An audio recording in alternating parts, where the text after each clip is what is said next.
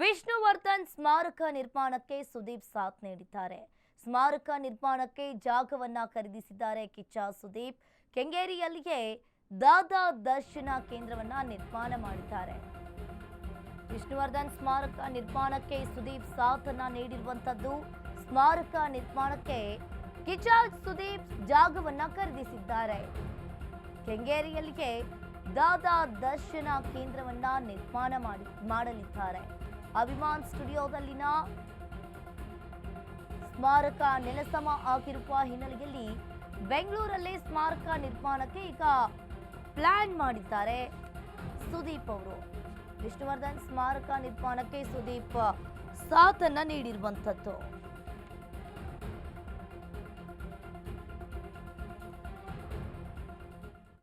ಇನ್ನು ಒಂದು ರೀತಿಯಾಗಿ ವಿಷ್ಣು ಅಭಿಮಾನಿಗಳ ಆಸೆಗೆ ಸುದೀಪ್ ಅವರು ಇಲ್ಲಿ ಸಾಥನ್ನ ಕೊಟ್ಟಿರುವಂತದ್ದು.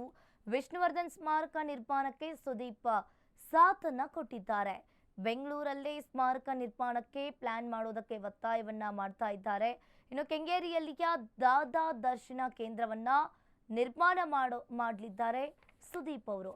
ಅಭಿಮಾನ್ ಸ್ಟುಡಿಯೋದಲ್ಲಿನ ಸ್ಮಾರಕ ನೆಲಸಮ ಆಗಿರುವ ಹಿನ್ನೆಲೆಯಲ್ಲಿ ಬೆಂಗಳೂರಲ್ಲೇ ಸ್ಮಾರಕ ನಿರ್ಮಾಣಕ್ಕೆ ಫ್ಯಾನ್ಸ್ ಕೂಡ ಈಗಾಗಲೇ ಒತ್ತಾಯ ಕೇಳಿ ಬರ್ತಾ ಇರುವಂತದ್ದು.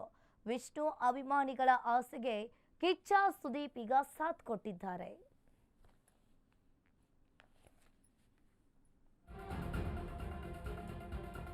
ಕೆಂಗೇರಿ ಬಳಿ ಅರ್ಧ ಎಕರೆ ಜಾಗವನ್ನ ಖರೀದಿಸಿದ ಮಾಣಿಕ್ಯ. ವಿಷ್ಣು ಹುಟ್ಟುಹಬ್ಬದ ದಿನವೇ ಸ್ಮಾರಕಕ್ಕೆ ಅಡಿಗಲ್ಲು. ಸೆಪ್ಟೆಂಬರ್ 18ಕ್ಕೆ ಸ್ಮಾರಕಕ್ಕೆ ಅಡಿಗಲ್ಲು ಹಾಕಲು ನಿರ್ಧಾರವನ್ನ ಮಾಡಿಕೊಂಡಿದ್ದಾರೆ. ಸುದೀಪ್ ಬರ್ತ್ಡೇ ದಿನ ಸ್ಮಾರಕದ ಮಾಡೆಲ್ ಬಿಡುಗಡೆಯಾಗುತ್ತೆ. ಸೆಪ್ಟೆಂಬರ್ 2ರಂದು ವಿಷ್ಣು ಸ್ಮಾರಕದ ಮಾಡೆಲ್ ಅನ್ನ ರಿಲೀಸ್ ಮಾಡ್ತಾರೆ. ಕಿಚ್ಚ ಸುದೀಪ್ ಕಾರ್ಯಕ್ಕೆ ವಿಷ್ಣು ಅಭಿಮಾನಿಗಳ ಜೈಕಾರ. ಮೈಸೂರಿನ ವಿಷ್ಣುವರ್ಧನ್ ಸ್ಮಾರಕಕ್ಕೆ ಇದು ಸಮವಲ್ಲ, ಅದು ಸರ್ಕಾರದಿಂದ ನಿರ್ಮಾಣ, ಇದು ಫ್ಯಾನ್ಸ್ಗಳಿಂದ ನಿರ್ಮಾಣ ಆಗುತ್ತೆ.